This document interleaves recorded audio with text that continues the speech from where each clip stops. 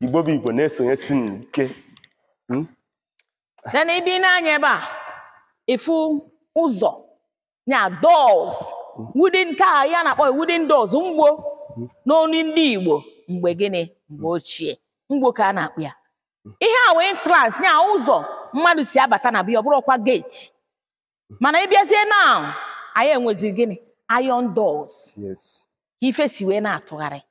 Anyị jegidoro wee ruo na nke a bụ gịnị mgbo wooden doors. Nke a bụ designing table. Nke a bụ mpata ise loyal seat. Dịka esi wee kọwa na nwaanyị adịghị anọ n'oche a mgbe ochie. Ọsọ ndị chiri echichi. Nke a bụ agbọghọ mmọnwụ.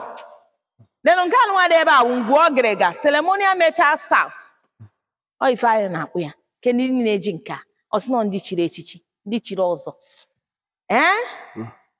This is head mask. Double head mask anyị nwere ebe a.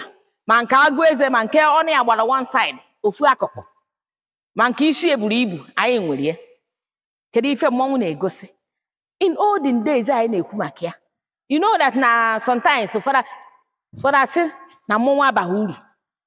Mana in olden days mmọnwụ bara gịnị uru. Because mmọnwụ bụ security anyị nwere mgbe gịnị. Oge gboo, yes. There is nothing like a army, police, security eme gịnị adro. All this mmọnwụ bụ security anyị nwere mgbe ochie.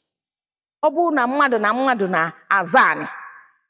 Anyị je ha na report o were omume gịnị tinye di ya. You no enter the land again.